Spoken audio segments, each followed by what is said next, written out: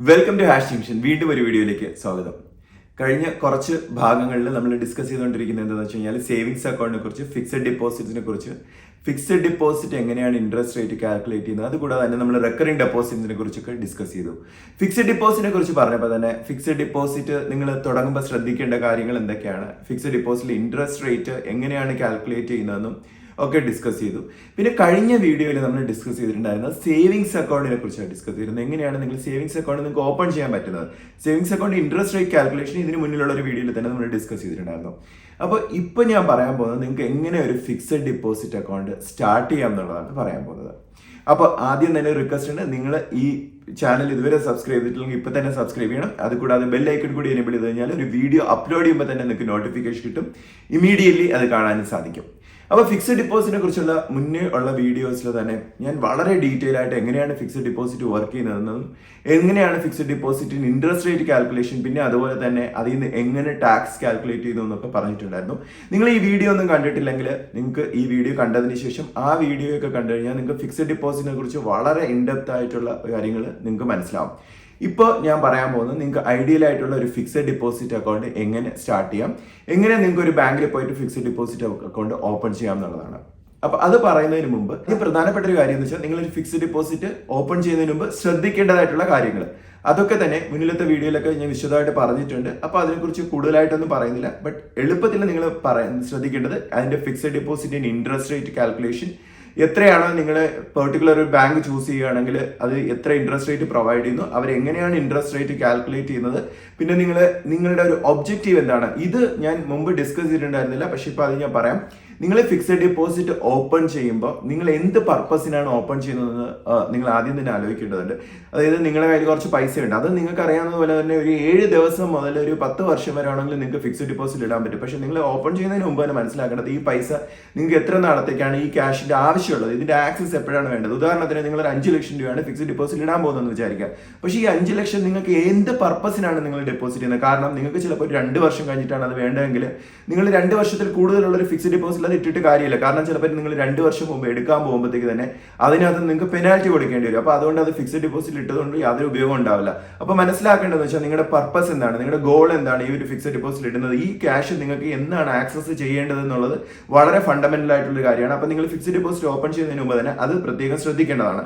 പിന്നെ ഒരു കാര്യം എന്ന് വെച്ച് കഴിഞ്ഞാൽ ഫിക്സഡ് ഡിപ്പോസിറ്റ് നിങ്ങൾ ഈ ഡിപ്പോസിറ്റ് ചെയ്ത് കഴിയുന്നതിന് ശേഷം നിങ്ങൾക്ക് അതിൽ നിന്ന് ഇൻട്രസ്റ്റ് റേറ്റ് എപ്പോഴാണ് വേണ്ടത്, അത് cumulative fixed deposit, non cumulative ആയിട്ടുള്ള 2 ഓപ്ഷൻസ് ഉണ്ട്. അതായത് ഫിക്സഡ് ഡിപ്പോസിറ്റിന്റെ ഇൻട്രസ്റ്റ് റേറ്റ് നിങ്ങൾക്ക് മുന്നേ വേണമെന്നുണ്ടെങ്കിൽ നിങ്ങൾ ഒരു ക്യുമുലേറ്റീവ് ആയിട്ടുള്ളതല്ല നിങ്ങൾ ഓപ്പൺ ചെയ്യുന്നത്, നോൺ ക്യുമുലേറ്റീവ് ഫിക്സഡ് ഡിപ്പോസിറ്റ് ആണ് ഓപ്പൺ ചെയ്യേണ്ടത്. അങ്ങനെ ആകുമ്പോഴത്തേക്ക് നിങ്ങൾക്ക് ക്യുമുലേറ്റീവ് ഡിപ്പോസിറ്റ് ഓപ്പൺ ചെയ്യുന്നതിനേക്കാൾ ഇൻട്രസ്റ്റ് റേറ്റ് കുറച്ച് കുറയും കാൽക്കുലേഷൻ പ്രകാരം.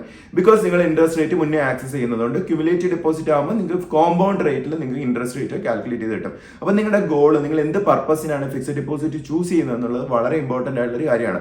പിന്നെ നിങ്ങൾ എത്രത്തോളം എമൗണ്ട് നിങ്ങൾ പല വർഷങ്ങളിൽ കഴിഞ്ഞിട്ട് നിങ്ങൾക്ക് ആക്സസ് ചെയ്യണം, അത് നിങ്ങളുടെ ഗോളുമായിട്ട് നിങ്ങൾ ലിങ്ക് ചെയ്തിരിക്കുകയാണ്. അപ്പം ഞാൻ പറഞ്ഞതുപോലെ നിങ്ങളുടെ കയ്യിൽ ഒരു 5 lakhs ഉണ്ട്, പക്ഷെ അതിൻ്റെ ഒരു പർപ്പസ് നിങ്ങൾക്ക് കുറച്ച് എമൗണ്ടിന്റെ പർപ്പസ് നിങ്ങൾക്ക് 2 വർഷം കഴിഞ്ഞിട്ടുണ്ടാവും, ചിലപ്പോൾ കുറച്ച് 4 വർഷം കഴിഞ്ഞിട്ടായിരിക്കും. അങ്ങനെയാണെങ്കിൽ നിങ്ങൾ ചിലപ്പോൾ 2 ഫിക്സഡ് ഡിപ്പോസിറ്റ് ആയിരിക്കും നിങ്ങൾ ഓപ്പൺ ചെയ്യേണ്ടി വരിക. അപ്പോൾ അതൊക്കെ ആലോചിച്ചതിന് ശേഷം നിങ്ങൾ ഫിക്സഡ് ഡിപ്പോസിറ്റ് ഓപ്പൺ ചെയ്യേണ്ടത്.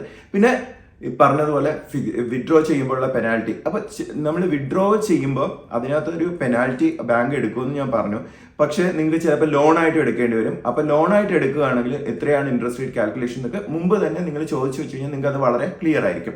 ഇനി അടുത്തൊരു പ്രധാനപ്പെട്ട കാര്യം നിങ്ങൾ ഓപ്പൺ ചെയ്യുന്നതിന് മുമ്പ് ശ്രദ്ധിക്കേണ്ടതെന്ന് വെച്ച് കഴിഞ്ഞാൽ നിങ്ങളുടെ കൺവീനിയൻസ്. നിങ്ങൾ ഓപ്പൺ ചെയ്യാനായിട്ട് ആഗ്രഹിക്കുന്നത് നിങ്ങളുടെ വീടിൻ്റെ അടുത്തുള്ള ഒരു ബാങ്കിലാണെങ്കിൽ ആ ബാങ്കും നിങ്ങൾ നേരത്തെ കാൽക്കുലേറ്റ് ചെയ്ത് വെച്ച ഇൻട്രസ്റ്റ് റേറ്റ് ഏറ്റവും ബെറ്റർ ആയിട്ട് തരുന്ന ബാങ്കുമായിട്ട് എങ്ങനെയാണ് നിങ്ങളുടെ അതിൻ്റെ ആക്സസബിലിറ്റി എന്നുള്ളത് കൂടെ ചെക്ക് ചെയ്ത് നോക്കുക. എന്നിട്ട് നിങ്ങൾക്ക് റൈറ്റ് ആയിട്ടുള്ള ഒരു എമൗണ്ട്, റൈറ്റ് ആയിട്ടുള്ള ഒരു ബാങ്ക് നിങ്ങൾക്ക് ചൂസ് ചെയ്യാൻ വേണ്ടിയിട്ട് പറ്റും. ഇനി എങ്ങനെയാണ് നമുക്ക് ഒരു bank fixed deposit account open ചെയ്യുന്നത് നോക്കാം.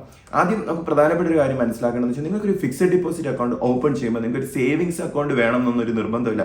ഉദാഹരണത്തിന് നിങ്ങൾക്ക് SBI ഒരു ഫിക്സഡ് ഡിപ്പോസിറ്റ് അക്കൗണ്ട് ഓപ്പൺ ചെയ്യണം, അപ്പോൾ നിങ്ങൾക്ക് ഒരു സേവിങ്സ് അക്കൗണ്ട് വേണമെന്നും ആ ബാങ്ക് നിങ്ങളടുത്ത് പറയുന്നൊന്നുമില്ല. ഡയറക്റ്റ് ആയിട്ട് തന്നെ നിങ്ങൾക്ക് ഒരു ഫിക്സഡ് ഡിപ്പോസിറ്റ് അക്കൗണ്ട് ഒക്കെ ഓപ്പൺ ചെയ്യാനൊക്കെ പറ്റും മിക്കവാറും എല്ലാ ബാങ്കിലും തന്നെ. അപ്പോൾ നിങ്ങൾ എന്താണ് ചെയ്യേണ്ടതെന്ന് വെച്ച് കഴിഞ്ഞാൽ നിങ്ങൾ നേരെ പോയിട്ട് നിങ്ങൾ ആ ബാങ്കിൽ പോയതിനു ശേഷം നിങ്ങൾക്ക് ഒരു ഫിക്സഡ് ഡിപ്പോസിറ്റ് അക്കൗണ്ട് ഓപ്പൺ ചെയ്യണമെന്ന് പറയുമ്പോൾ നിങ്ങളുടെ ഒരു ആപ്ലിക്കേഷൻ ഫോം തരും. ആ ആപ്ലിക്കേഷനൊക്കെ ഫില്ല് ചെയ്തിട്ട് നിങ്ങൾ KYC റിക്വയർമെന്റ്സ് മീറ്റ് ചെയ്യണം. KYC എന്താണെന്നുള്ള കാര്യം KYC കുറിച്ചുള്ള വിശദമായിട്ടുള്ള വീഡിയോസിൽ ഞാൻ മുമ്പ് ഡിസ്കസ് ചെയ്തിട്ടുണ്ടായിരുന്നു. എന്താണ് KYC എന്നും എന്താണ് അതിന്റെ റിലവൻസ് എന്നൊക്കെ പറഞ്ഞിട്ടുണ്ടായിരുന്നു. പിന്നെ നിങ്ങളുടെ ഐഡന്റിറ്റി പ്രൂഫ്, നിങ്ങളുടെ അഡ്രസ് പ്രൂഫ്, എന്തൊക്കെ പ്രൂഫ് ആണെന്ന് വെച്ച് കഴിഞ്ഞാൽ അതൊക്കെ സബ്മിറ്റ് ചെയ്ത് കഴിഞ്ഞാൽ നിങ്ങൾക്ക് ഒരു ഫിക്സഡ് ഡിപ്പോസിറ്റ് അക്കൗണ്ട് ഓപ്പൺ ചെയ്യാൻ പറ്റും. അപ്പോൾ ഫിക്സഡ് ഡിപ്പോസിറ്റ് അക്കൗണ്ട് ഓപ്പൺ ചെയ്യുമ്പോൾ തന്നെ നിങ്ങൾ ശ്രദ്ധിക്കേണ്ടത്, നേരത്തെ പറഞ്ഞതുപോലെ ആ ഫോം നിങ്ങൾ ചിലപ്പോൾ 2 ആയിട്ടാണ് ഇടുന്നതെങ്കിൽ ചിലപ്പോൾ 2 ഫോം ആയിരിക്കും സബ്മിറ്റ് ചെയ്യേണ്ടത്, അല്ലെങ്കിൽ 3 ആയിരിക്കും. അത് ഡിപ്പെൻസ് ഓൺ ദ ബാങ്ക് ആണെന്ന് ചോദിച്ചതിന് ശേഷം നിങ്ങൾക്ക് ആ ഫോമൊക്കെ ഫില്ല് ചെയ്തിട്ട് നിങ്ങൾക്ക് ഫിക്സഡ് ഡിപ്പോസിറ്റ് അക്കൗണ്ട് ഓപ്പൺ ചെയ്യാം. അപ്പോൾ ആദ്യത്തത് നിങ്ങൾ ഡയറക്റ്റ് ആയിട്ട് ബ്രാഞ്ചിൽ വിസിറ്റ് ചെയ്തിട്ട് ചെയ്യുന്ന കാര്യമാണ് പറഞ്ഞത്. അതല്ല, നിങ്ങൾക്കൊരു സേവിങ്സ് അക്കൗണ്ട് ഓൾറെഡി ഉള്ള ഒരാളാണ്, നിങ്ങൾക്കൊരു സേവിങ്സ് അക്കൗണ്ട് ഉണ്ടെങ്കിൽ നിങ്ങൾക്ക് കുറച്ച് ക്യാഷ് ഫിക്സഡ് ഡിപ്പോസിറ്റ് ചെയ്യണമെങ്കിൽ മിക്കവാറും എല്ലാ ബാങ്കിലും തന്നെയും ഓൺലൈൻ ബാങ്കിങ് വഴി അല്ലെങ്കിൽ മൊബൈൽ ആപ്പ് വഴി തന്നെ നിങ്ങൾക്ക് ഫിക്സഡ് ഡിപ്പോസിറ്റ് അക്കൗണ്ട് ഓപ്പൺ ചെയ്യാൻ പറ്റും. അപ്പോൾ എന്താണ് ചെയ്യേണ്ടതെന്ന് വെച്ചാൽ നിങ്ങളുടെ ഓൺലൈൻ ബാങ്കിങ്ങിൽ പോയിട്ട് ഫിക്സഡ് ഡിപ്പോസിറ്റ് എവിടെയാണോ അത് ഡെപ്പോസിറ്റ് ചെയ്യേണ്ട ആ ഓപ്ഷൻ വരുന്നത്, അവിടെ പോയിട്ട് നിങ്ങളുടെ എമൗണ്ട് ഒക്കെ ചൂസ് ചെയ്തതിന് ശേഷം ഏത് തരത്തിലുള്ള ഫിക്സഡ് ഡിപ്പോസിറ്റ്, ക്യുമുലേറ്റീവ് ആയിട്ടുള്ള ഇൻട്രസ്റ്റ് റേറ്റ് കാൽക്കുലേഷൻ ആണോ അതോ നോൺ ക്യുമുലേറ്റീവ് ആയിട്ടുള്ളതാണോ നിങ്ങൾ ചൂസ് ചെയ്യുന്നത്, അതല്ല നിങ്ങൾ ലോങ് ടേമിൽ ഒരു ഫിക്സഡ് എമൗണ്ട് ലോക്ക് ചെയ്തിടാം, അതായത് ടാക്സ് സേവിങ്സ് ബെനിഫിറ്റ്സ് ഒക്കെ ഉള്ള ടാക്സ് ബെനിഫിറ്റ്സ് ഒക്കെ കിട്ടുന്ന ഫിക്സഡ് ഡിപ്പോസിറ്റ് ആണ് നിങ്ങൾ ചൂസ് ചെയ്യാൻ ആഗ്രഹിക്കുന്നെങ്കിൽ നിങ്ങൾ ആ ഓപ്ഷൻ ചൂസ് ചെയ്തതിന് ശേഷം നിങ്ങൾക്ക് ഫിക്സഡ് ഡിപ്പോസിറ്റ് സ്റ്റാർട്ട് ചെയ്യാം. ഒരു ഉദാഹരണത്തിന് പറയുകയാണെങ്കിൽ ഇപ്പം ഞാൻ സ്ക്രീനിൽ നിങ്ങൾക്ക് കാണിച്ചു തരുന്നത് SBIയുടെ ഫിക്സഡ് ഡിപ്പോസിറ്റ് എങ്ങനെ ആണ് നിങ്ങൾക്ക് സ്റ്റാർട്ട് ചെയ്യാൻ പറ്റുന്നതാണ്. നിങ്ങൾ ഓൺലൈൻ ബാങ്കിങ്ങിൽ ലോഗിൻ ചെയ്ത് കഴിഞ്ഞാൽ ഇതുപോലെ ഓപ്ഷൻ കാണും.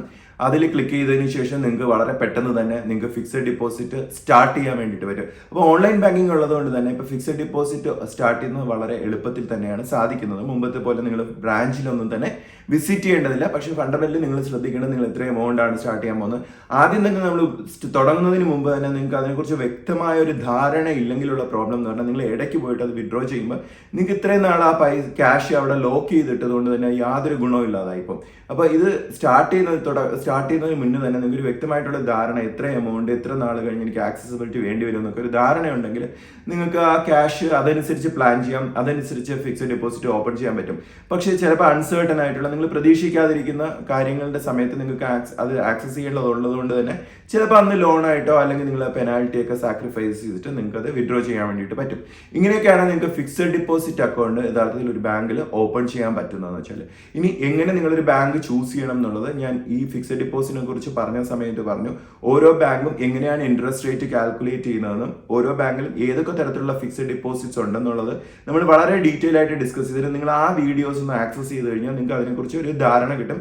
എന്നാൽ പെട്ടെന്ന് പറയുകയാണെങ്കിൽ നിങ്ങൾ ഇൻട്രസ്റ്റ് റേറ്റ് പല രീതിയിൽ ക്രെഡിറ്റ് ചെയ്യുന്ന ബാങ്ക്സ് ഉണ്ട്. ചിലർ ക്വാർട്ടർലി ക്രെഡിറ്റ് ചെയ്യും, ചിലർ ഹാഫ് ഇയർലി ഒക്കെ ക്രെഡിറ്റ് ചെയ്യും, ചിലർ മന്ത്ലി ക്രെഡിറ്റ് ചെയ്യും. അപ്പോൾ മന്ത്ലി ക്രെഡിറ്റ് ചെയ്യുകയാണെങ്കിൽ നിങ്ങൾ ക്വാർട്ടർലി ക്രെഡിറ്റ് ചെയ്യുന്നതിനേക്കാളും നിങ്ങൾക്ക് അറിയാം ഒരു കോമ്പൗണ്ടിങ്ങിന്റെ ഒരു അഡ്വാൻറ്റേജ് കിട്ടും. അത് നിങ്ങൾ ആദ്യമേ തന്നെ നോക്കിക്കഴിഞ്ഞാൽ നിങ്ങൾക്ക് മനസ്സിലാവും. അപ്പോൾ നിങ്ങൾ എങ്ങനെയാണ് കമ്പയർ ചെയ്യേണ്ടതെന്ന് വെച്ചാൽ, ഇപ്പോൾ ഒരു ബാങ്ക് നിങ്ങളുടെ അടുത്ത് പറയുകയാണെങ്കിൽ നിങ്ങൾ 6% തരും, വേറൊരു ബാങ്ക് പറയുകയാണ് 5.75, നിങ്ങൾ ചിലപ്പോൾ വിചാരിക്കും 6% വളരെ അട്രാക്റ്റീവ് എന്ന്. അപ്പോൾ ഏറ്റവും ബെറ്റർ എന്ന് വെച്ച് കഴിഞ്ഞാൽ നിങ്ങൾക്ക് മെച്യൂരിറ്റി എത്ര വരുമെന്ന് രണ്ടും കൂടെ കമ്പയർ ചെയ്യുന്നതായിരിക്കും ഏറ്റവും എളുപ്പം. നിങ്ങൾ പറയുക ഒരു 5 ലക്ഷം രൂപ ഒരു 10 വർഷത്തേക്കാണ് ഞാൻ ഇടുന്നത്, അല്ലെങ്കിൽ 5 വർഷത്തേക്കാണ് ഞാൻ ഡെപ്പോസിറ്റ് ചെയ്യുന്നത്, ഇതിന്റെ മെച്യൂരിറ്റി എത്ര വരുമെന്ന് ആ ബാങ്കിൽ നിങ്ങൾക്ക് ക്ലാരിഫൈ ചെയ്ത് കഴിഞ്ഞാൽ അറിയാൻ പറ്റും.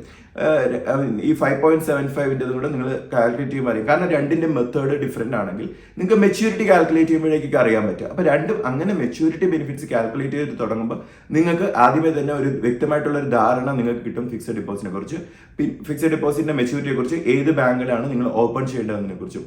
ഇനി നിങ്ങൾ ഫിക്സഡ് ഡിപ്പോസിറ്റ് ഓപ്പൺ ചെയ്ത് കഴിഞ്ഞാൽ നിങ്ങൾക്ക് എന്താണ് കിട്ടുന്നത് വെച്ച് കഴിഞ്ഞാൽ ഫിക്സഡ് ഡിപ്പോസിറ്റ് സർട്ടിഫിക്കറ്റ് കിട്ടും ആ ബാങ്കിൽ നിന്ന്. അതായത് ഇത്രയാണ് ഇട്ടത്, നിങ്ങളുടെ മെച്യൂരിറ്റി എമൗണ്ട് ഇന്ന ദിവസമാണ്, ഇൻട്രസ്റ്റ് റേറ്റ് ഉൾപ്പെടെ ഇത്ര എമൗണ്ട് ആണ് കിട്ടുന്നതെന്നുള്ളൊക്കെ ഒരു ധാരണ കിട്ടും. ടാക്സിനെ കുറിച്ച്, ടാക്സ് എങ്ങനെ കാൽക്കുലേറ്റ് ചെയ്യുന്നത് ഞാൻ ഓൾറെഡി മുന്നിലത്തെ വീഡിയോയിലൊക്കെ ഡിസ്കസ് ചെയ്തിട്ടുണ്ടായിരുന്നു. അപ്പോൾ അതിനെക്കുറിച്ച് വീണ്ടും ഞാൻ ഡിസ്കസ് ചെയ്തിട്ട് സമയം കളയുന്നില്ല. അപ്പോൾ ഇങ്ങനെയാണ് ഫിക്സഡ് ഡിപ്പോസിറ്റ് ഓപ്പൺ ചെയ്യുന്നത്. അപ്പോൾ ഫിക്സഡ് ഡിപ്പോസിറ്റിനെ കുറിച്ച് നിങ്ങൾക്ക് എന്തെങ്കിലും ഒരു കൺഫ്യൂഷൻസോ നിങ്ങൾ തുടങ്ങുന്നതിനെ കുറിച്ച് എന്തെങ്കിലും ഡൗട്ട്സ് ഉണ്ടെങ്കിൽ താഴെ നിങ്ങൾക്ക് കമന്റ് ആയിട്ട് കഴിഞ്ഞാൽ അടുത്ത വീഡിയോയിൽ നമുക്ക് ഇതിനെക്കുറിച്ച് കൂടുതലായിട്ട് ഡിസ്കസ് ചെയ്യാം.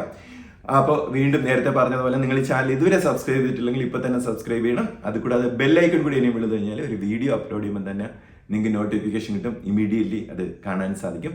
Thank you very much.